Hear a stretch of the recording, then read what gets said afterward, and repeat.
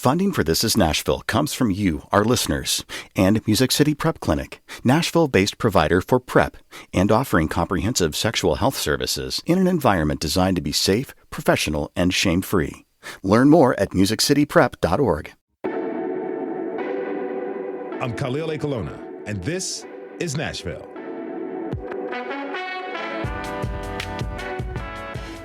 What is freedom? Sure, we all have the basic concept of what it means to be free in this country. It's our constitutional right, after all. But how has freedom been defined throughout our history? And by whom? What happens when one person's definition of freedom infringes on the freedom of others? That's the topic Vanderbilt historian Jefferson Cowie takes on in his book, Freedom's Dominion, a Saga of White Resistance to Federal Power. He joins us later this hour. But first, it's time for At Us. Each week, we take time to read the comments so you don't have to. Yes, I'm encouraging you to literally at us on Twitter at This Is Nashville and on Instagram at ThisIsNashville_WPLN. Joining me now with a look back at the past week is our digital lead, Anna Gallegos-Cannon. Hey, Anna. Hey, Khalil. I love being in the studio with you because it just means we're one day closer to the weekend. There you go. I like your style. So, well, instead of talking about our weekend plans, do you want to talk about Titan Stadium? Okay, perfect. Yeah, that's exactly what I wanted to talk about. All right, so we're going to start the praise from Senator Charlene Oliver, who tweeted that guests M. Simone Boyd, Odessa Kelly, and Miriam Albufazi, quote, gave a corporate welfare masterclass, end quote, during last Thursday's show, highlighting community concerns about building a new stadium. Senator Oliver also went on to say, quote, I hope every council person takes time to listen to the entire interview, end quote.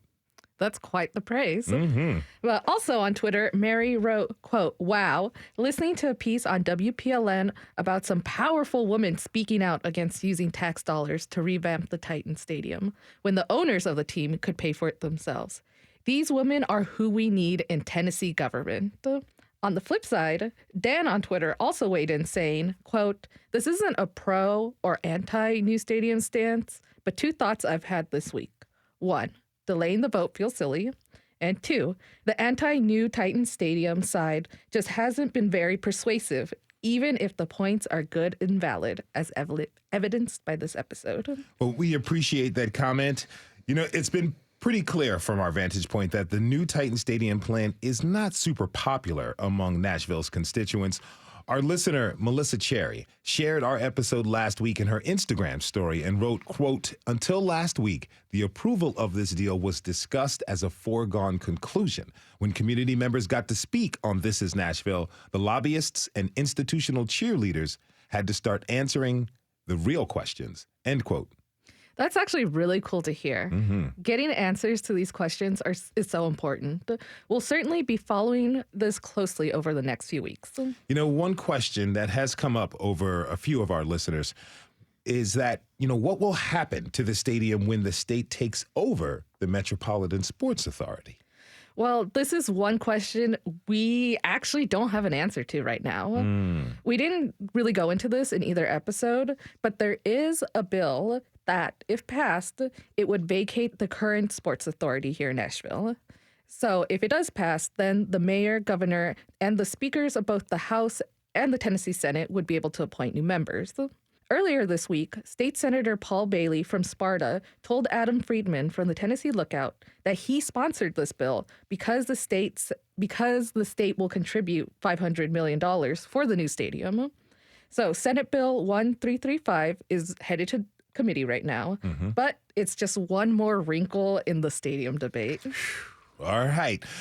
Well, okay, switching over from the state to local politics, during Tuesday's episode about the mayoral race, Jeff Obafemi Carr tweeted us saying, quote, flipping through channels, catching the last bit of Miss Rosetta Miller Perry on with Steve Cavendish being honest about how most of the current mayoral candidates are unknown in the Black community but need our votes. This will be a deciding factor in this election, end quote. He would definitely have insight on this topic because Jeff Obafemi Carr actually ran for mayor during the 2018 special election. But after Tuesday's show, Our listener Alejandro weighed in on another comment by Tennessee Tribune founder and publisher Rosetta Miller Perry. Alejandro tweeted at us saying, quote, "One of your guests said that the next mayor of Nashville should treat the city like a business, not a nonprofit. And I think that's the sort of mentality that led to the housing crisis and worker deaths. We need a different mentality for Nashville and Tennessee," end quote. What Mrs. Miller Perry did say is that she wants to see a mayor with business experience, but she also added that running a city is more akin to managing a business instead of a social service. Yeah, I can definitely see that point of view. Now, before we wrap up, we received a tweet from Charles about what happened to The Moth, Radiolab, and other shows that WPLN used to broadcast at 7 p.m. So, what did happen, Anna? Well, we are officially started airing This Is Nashville at 7 p.m. every weeknight. Nice. I like that. Yeah, so it's for the people that can't listen at noon because, lunch. Well, we're really excited about this because, a lot of people can't listen. So this just opens another window each night. Of course, you can always catch us on podcasts on Spotify, Apple, or, wherever you listen to us. But what about those other programs? Yeah. The good news is Moth, Radiolab, and all these other shows aren't going away. We still carry them, and you can now catch them at 9 p.m., so right after Fresh Air at 8 p.m. We're also updating our schedule at WPLN.org, so bear with us. Okay, Anna, I know we're not going to let listeners go without a request, right?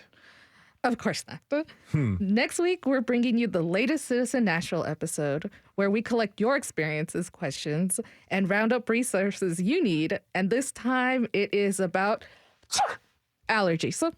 Bless you. And hallelujah.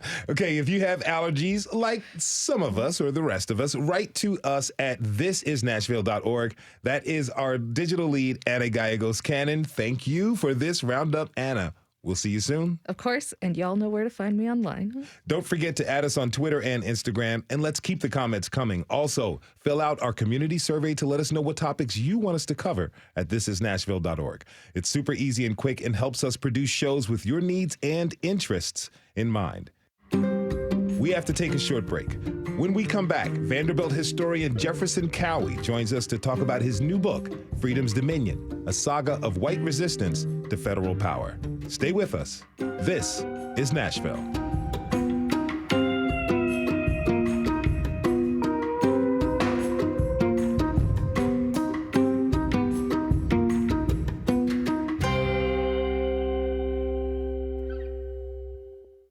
Funding for This Is Nashville comes from you, our listeners, and Music City Prep Clinic, Nashville-based provider for PrEP and offering comprehensive sexual health services in an environment designed to be safe, professional, and shame-free. Learn more at musiccityprep.org. I'm Khalil Ecolona, and this is Nashville. Politicians of all party affiliations love to use the word freedom in their speeches. It makes sense. The word gets the crowd riled up and is almost guaranteed to garner applause. But what are they actually getting at?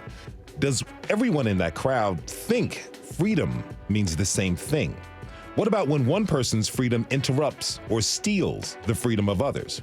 Vanderbilt University historian Jefferson Cowie takes on those questions in his book, Freedom's Dominion, a saga of white resistance to federal power.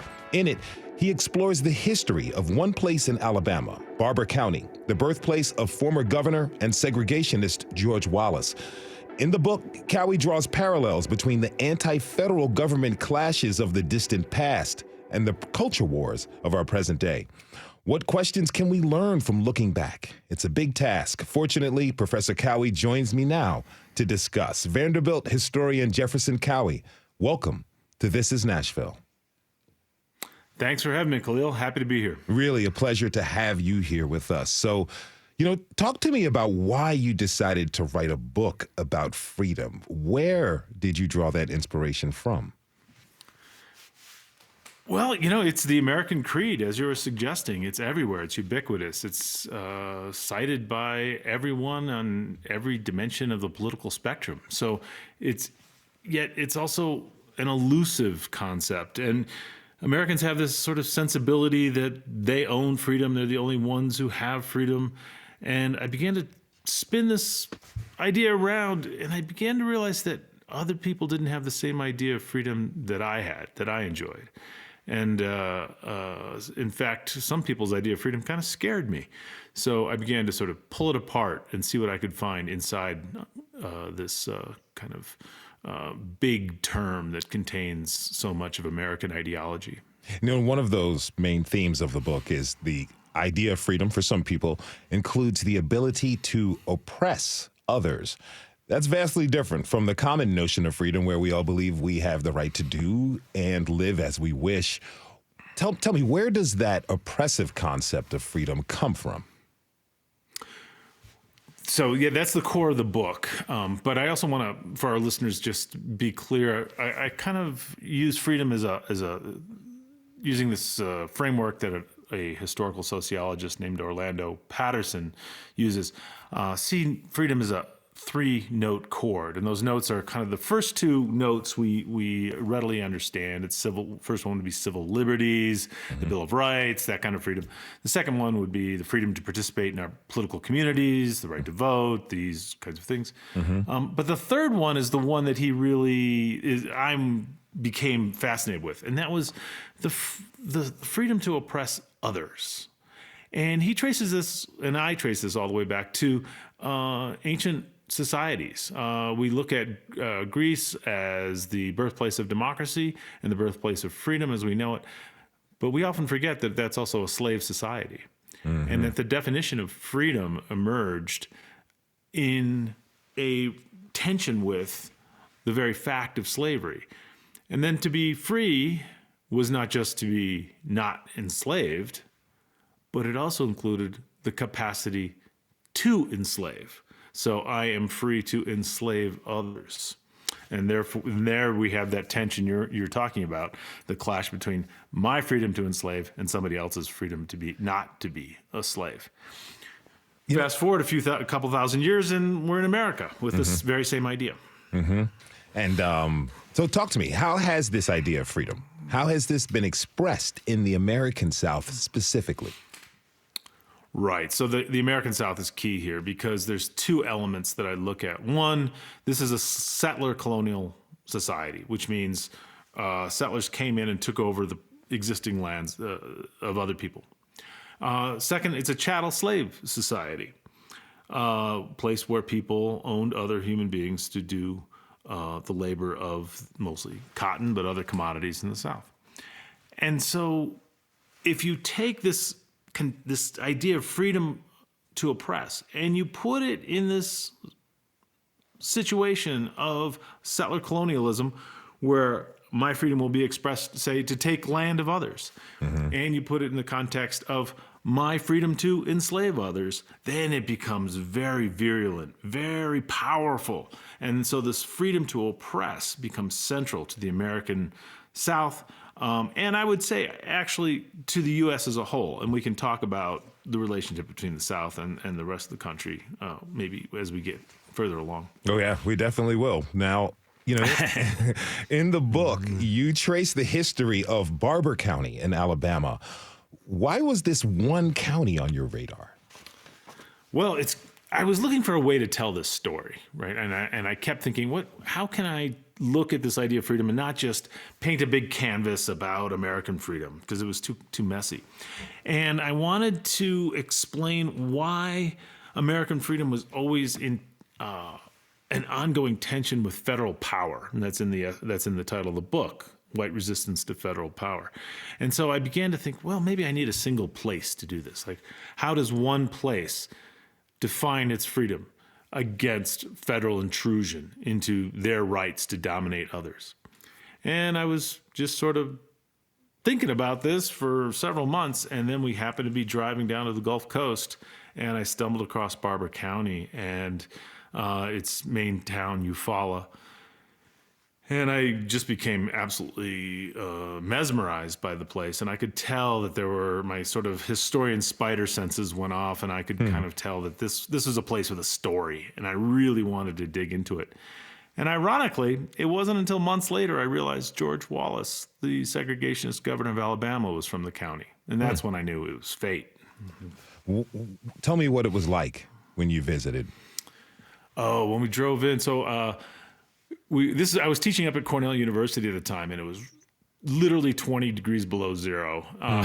So we decided to get out and get down and get some sunshine. And we got off the freeway and we drove down. And when you drive into town, it's this beautiful 2-lane boulevard with lovely trees arcing over the boulevard and these antebellum style mansions on either side of the road. And it has this full kind of moonlight magnolias, antebellum, Gone with the Wind feel to it. And then you cross the tracks and you get a different story, or you cross the center part of town, you get a different story where it's much more run down, and there's mom and pop places and whitewashed windows and stuff like that. But so you can sort of see the tension right there. And as we drove through town, I turned to my wife and I said, look this place up. What is this about? I didn't know anything about it. I'm not really a Southern historian. And she says, well, I don't know, but according to Wikipedia, they didn't have their first integrated prom until 1991. And I said, wow. Yeah. Okay, there's a story here. Yeah. I'm going to dig into it. Yeah, that's my senior prom year. Very interesting. So George Wallace, the segregationist governor of Alabama, was born there. That kind of tells you a lot about this county, huh? That's right. And George Wallace was, above all things, an historian of Barbour County. He loved to read about the history of the place. And so the first thing I did as an historian, of course, is trying to go back to the beginning of the place and not get too seduced by the Wallace tale, because it's a fairly well told. He's got some good biographies and things like that. So I went all the way back to the founding of this community, this white settler community, and it's there on the banks of the Chattahoochee River. This place is right on the border between Alabama and Georgia in the southeast corner of Alabama.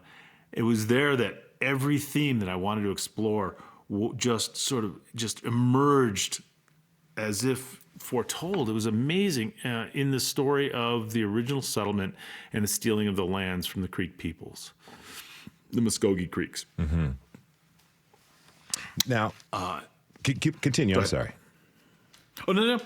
I was going to tell that story, but you tell me what you'd like to hear. Okay. Well, in your book, you explain why some Americans are resistant and sometimes hostile toward federal power. Can you tell us how that played out in Barbour County?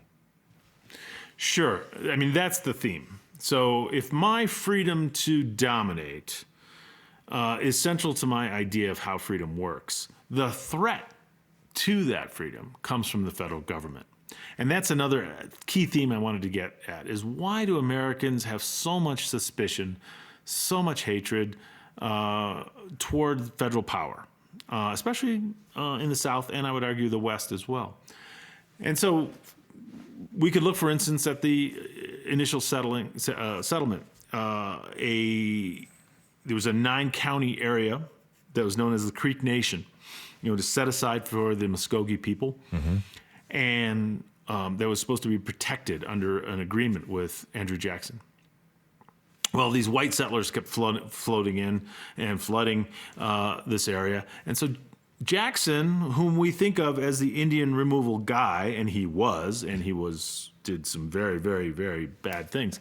In this particular case, actually sent federal marshals and federal troops in to remove white settlers from this land and give it back to the Creek people. And so what we see, in fact, in the 1830s, the initial interface between local white settlers and federal power was when the federal marshals burned central buildings of the white community down and kicked everybody out. So what we see basically is they argued back, this is our freedom to own this land. The federal power came in and said, no, this belongs to the Muskogee Creek people, not to you, and they kicked them out. And so you see the complete nexus at that moment of white freedom to own this land up against Creek treaty rights to actually own this land, and federal government coming in and suppressing white freedom, the freedom to dominate that land. And this goes on through Reconstruction and the Jim Crow era and on into the modern civil rights era. I want to touch on those in a minute, but, Andrew Jackson is one of Tennessee's favored sons. And as you mentioned, we're all well aware of his unjust treatment of indigenous people. How did you feel as you were digging into his involvement in Alabama? It was fascinating because, obviously we know that Andrew Jackson essentially pushed Cherokee, Choctaw, Creek, all out of Tennessee and Alabama, and did vicious things to indigenous people. He signed the Indian Removal Act to push people further out across the Mississippi. But I kept reading about these stories about him sending in the federal troops to protect Creek rights at this particular juncture. And so even people who read this in manuscript couldn't quite accept that Jackson was actually protecting Indians in this particular place at this particular time, right? It's very specific. And it's really part of his long-term plan to get them out. It was essentially, he set up a privatization scheme to get the Native Americans to own individual plots of land that they would sell, and then he would get them to move west. But in the meantime, he was actually protecting them. So it was cognitively very difficult as a historian to write a story that goes against the main grain of who Jackson really is, I think, in a lot of ways. And but really doubled down on the idea that local history mattered in this case, right?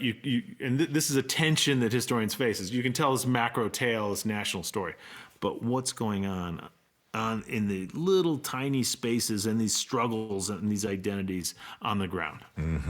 If you're just tuning in, this is Nashville, and I'm your host, Khalil Ekalona. We're talking this hour with Vanderbilt historian Jefferson Cowie about his book, Freedom's Dominion, a saga of white resistance to federal power. We want to hear how you define freedom. You can share your ideas by tweeting us at This Is Nashville.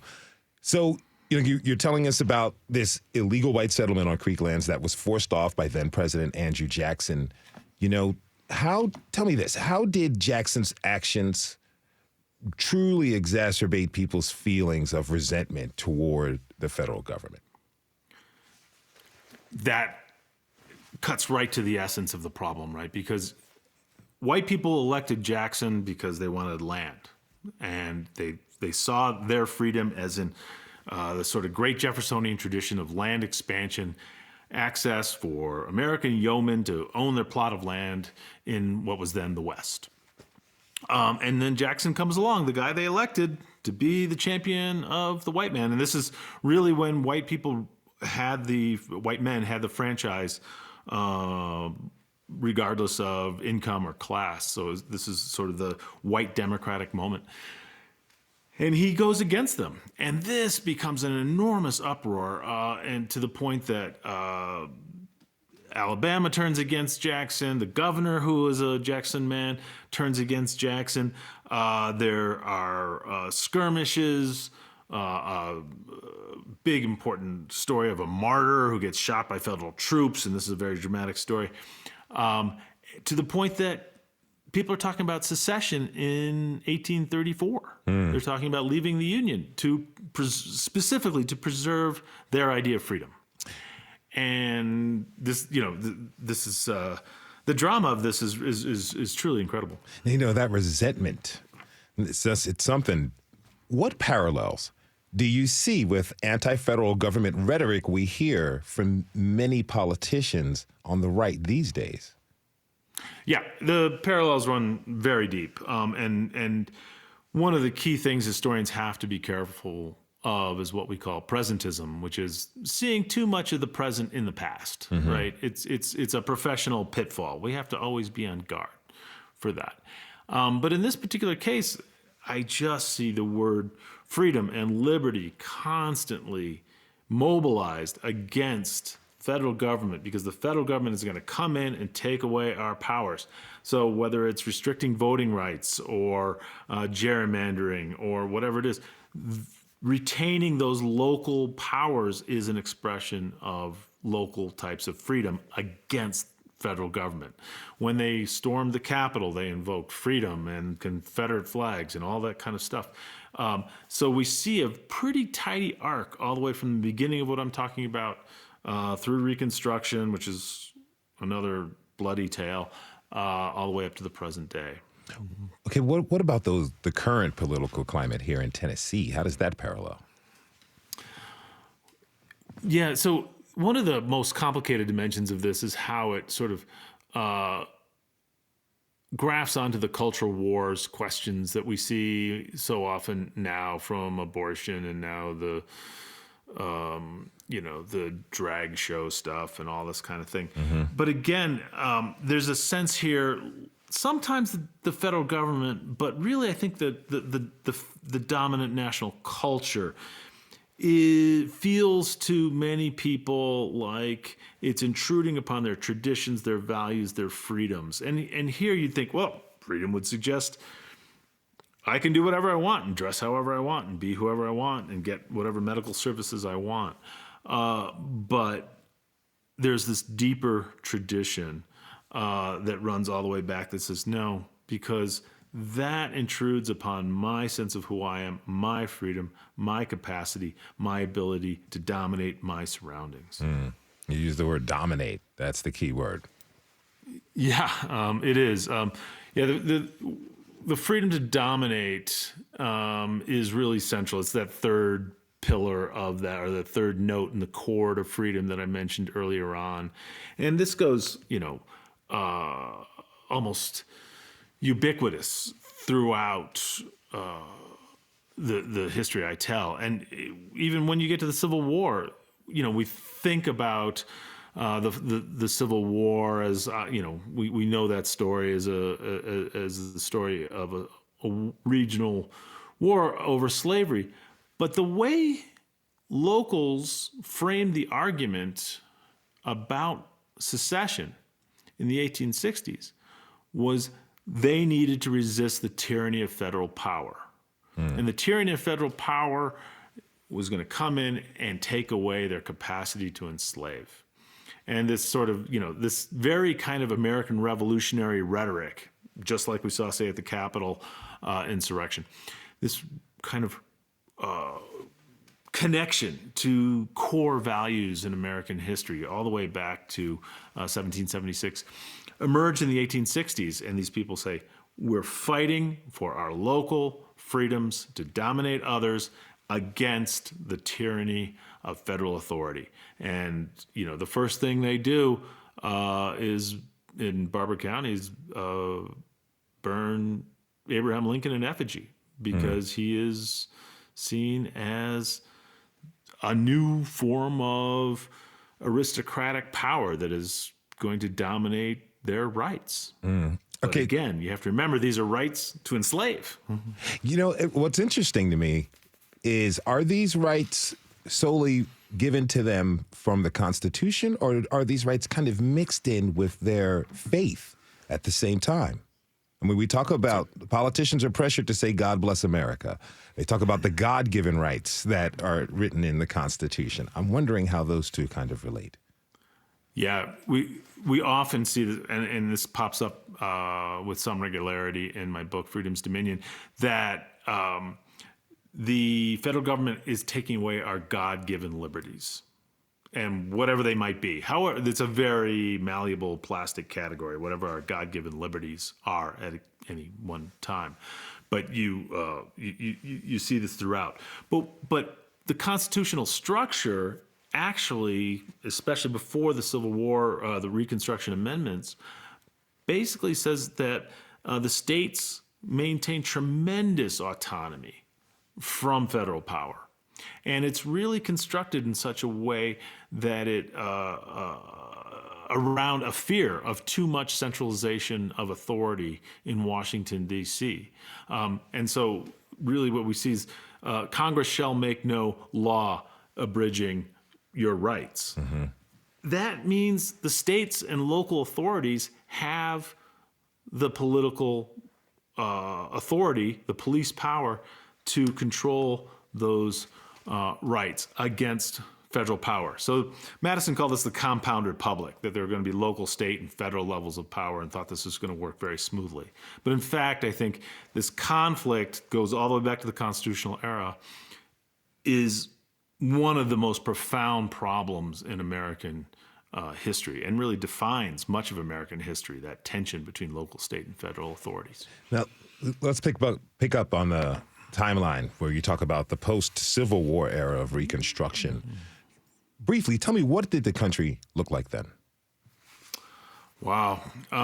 So the Civil War begins to preserve the Union. It ends with 4 million people being liberated from slavery. Probably, obviously the greatest moment in American history. And the question on the ground in the South was, what rights, what power, what capacity do these newly freed people have, and what limits will be put on the freedoms of the former power structure at the time? And so through a complicated series of laws and struggles and things like that, what ends up happening is a military occupation of the South with tremendous use of federal force to the famous federal bayonets going down there and essentially ensuring a biracial democracy. Now, the old history was that this enforcement of federal power was a mistake and it didn't work, and black people never should have been given rights. But now, in the last 40 years, we've clearly learned that Reconstruction was actually a moment of tremendous flowering of a biracial democracy that required aggressive federal enforcement. And so what the white power structure had to do was decide, how will they react? How are they going to react to having federal troops enforcing the democratic values of the country? We have to take a short break. When we come back, we'll continue our conversation with Vanderbilt historian Jefferson Cowie on how Jim Crow and the civil rights movement impacted our current political climate. Join the conversation and tweet us at This Is Nashville. We'll be right back.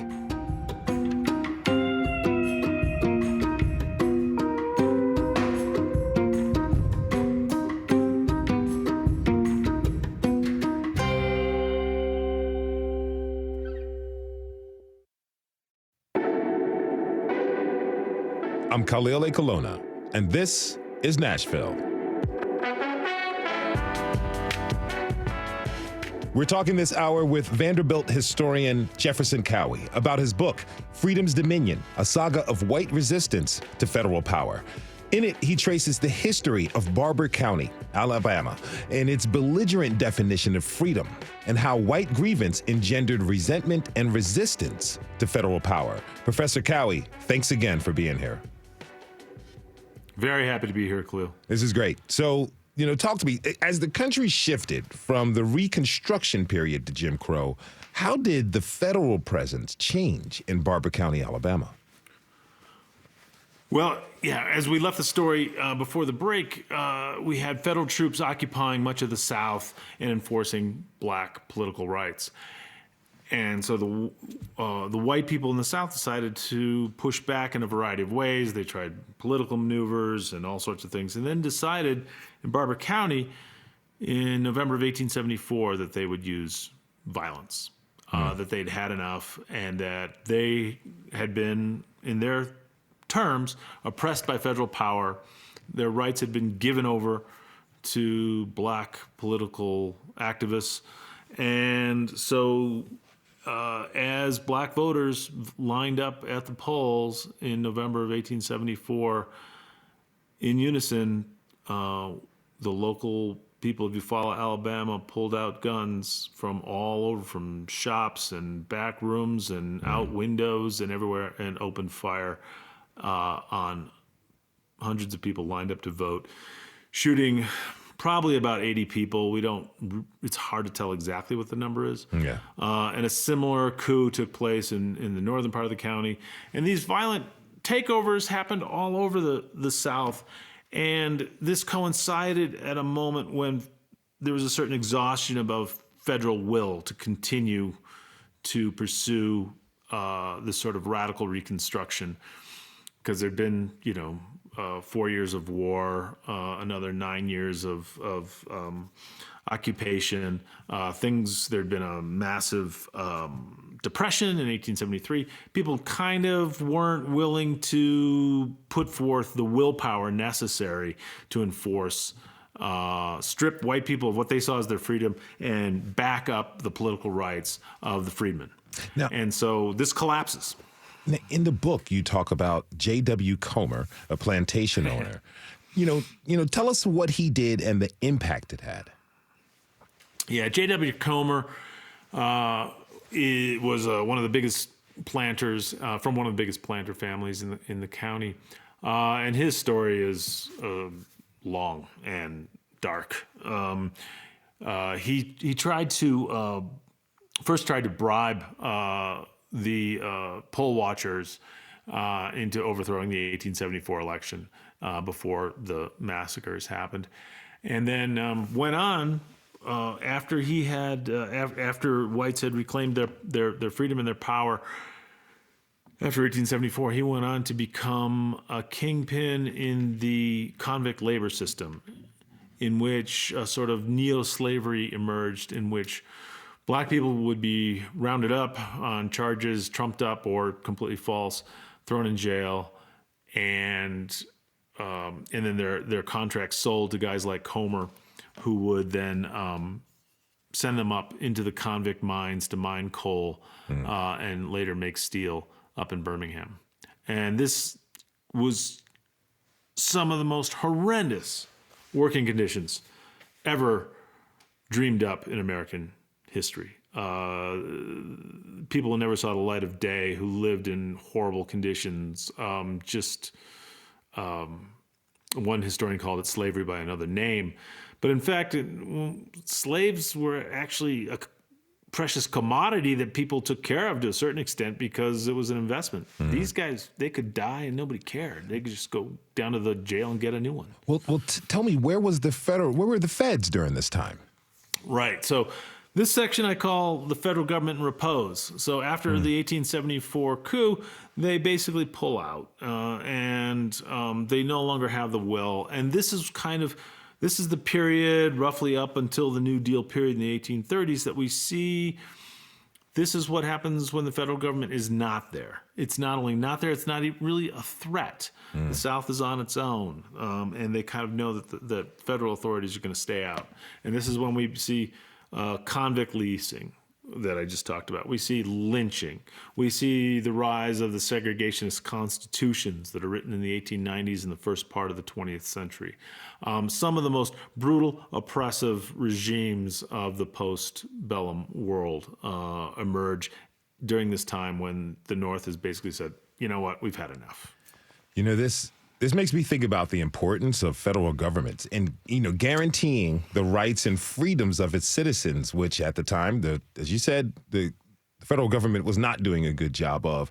You couple that absence with the increased power of state and local governments in the South, and it creates this separatist philosophy about freedom and who gets to have freedom. Tell me, how did that belief in the Jim Crow South influence people like George Wallace? Right. Well, I really appreciate you've nailed the core theme of the book, Khalil. So thank you for that. Of course. This idea, the combination of the local capacity to dominate, that freedom to dominate, and the threat of federal power, which is sort of in the imagination, kind of always on the hillside, bayonets drawn, ready to descend on local white people, always played in the political imagination. And so George Wallace is incredibly interesting character, and he starts out as a sort of generally progressive white Southerner. I use that term advisedly, progressive.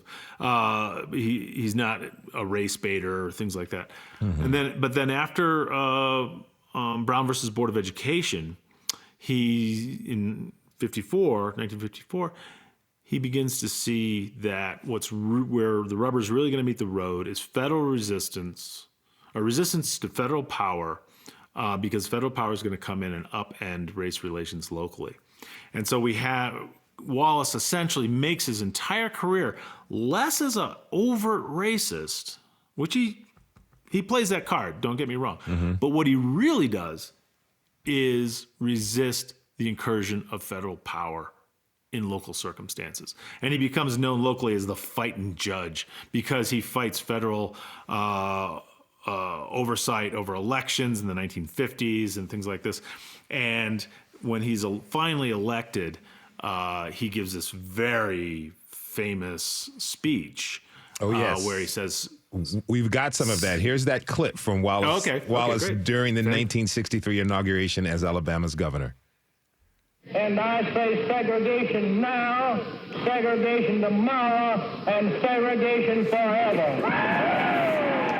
Now, those are the words cited so often from that speech, and you can hear the response that it got in that moment. But there is, of course, a lot more to that speech. Here's part that comes almost immediately before the famous segregation declaration.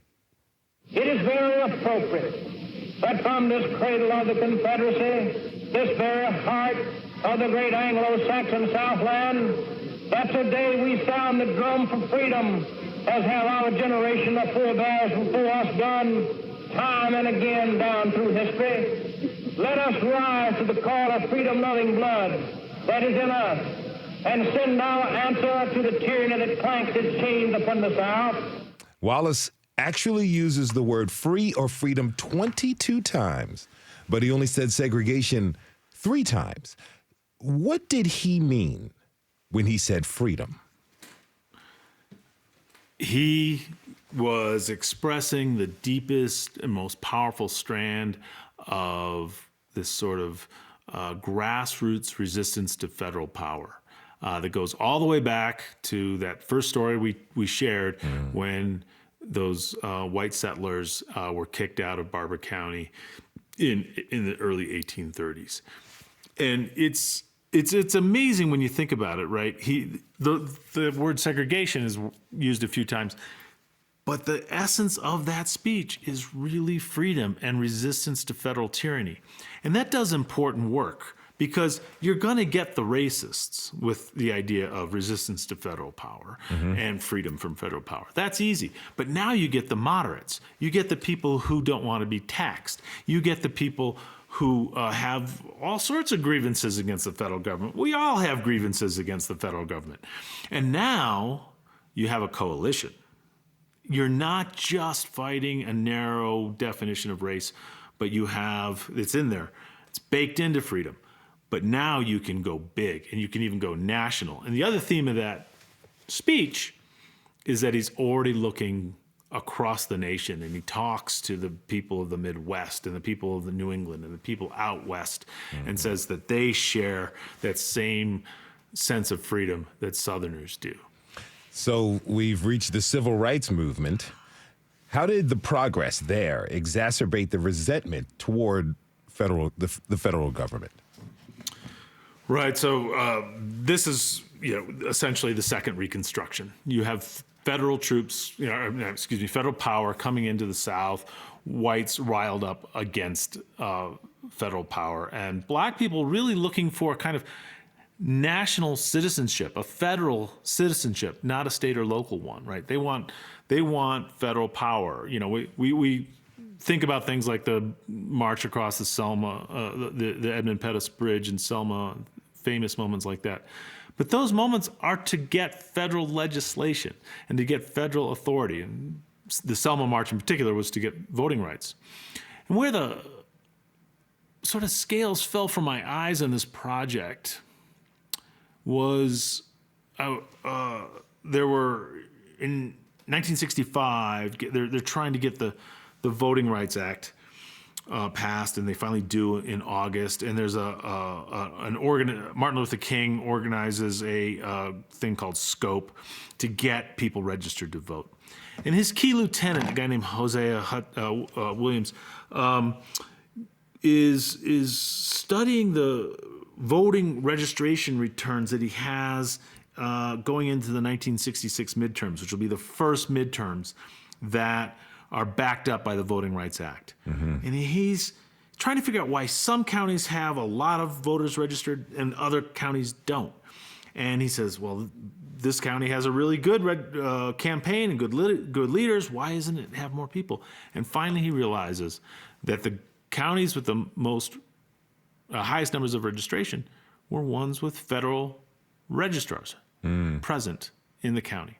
And so we're back to that same idea we saw earlier with Native Americans, with Reconstruction, is that the presence of the federal government made all the difference for African American people and their rights, and the absence of it meant everything for white American freedom.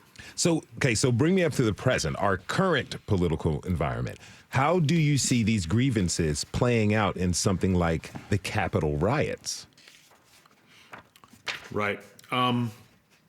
Well, Wallace, just to sort of make the arc from the past to Wallace, I mean from Wallace to the present, he plays a pivotal role in sort of reimagining a kind of populist, anti-statist version of freedom that eventually gets taken over by the Republican Party. He runs as a Democrat for the most part and believes he's a Democrat. And he's a key figure in the whole reimagining of politics up through the 1970s, 1980s to our present day. And in the book, I end with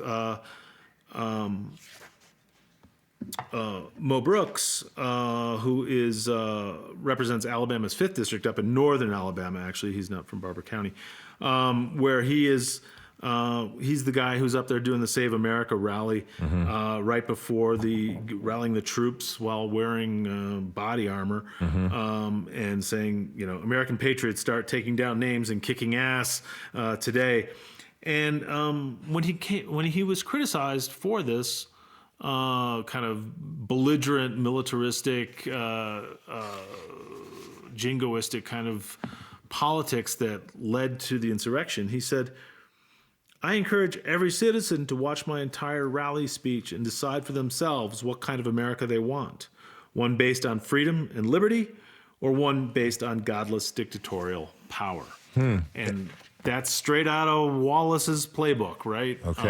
And Wallace's playbook comes straight out of local history. Now, the Tennessee state legislature is making all kinds of global news with we talked about this a little bit earlier at the top of the show, anti-drag legislation. It's rejected millions in federal funds for healthcare and education. How are these actions related to the history in your book? I know that's a heavy question, and I'm only giving you a minute and a half to answer. I apologize about that.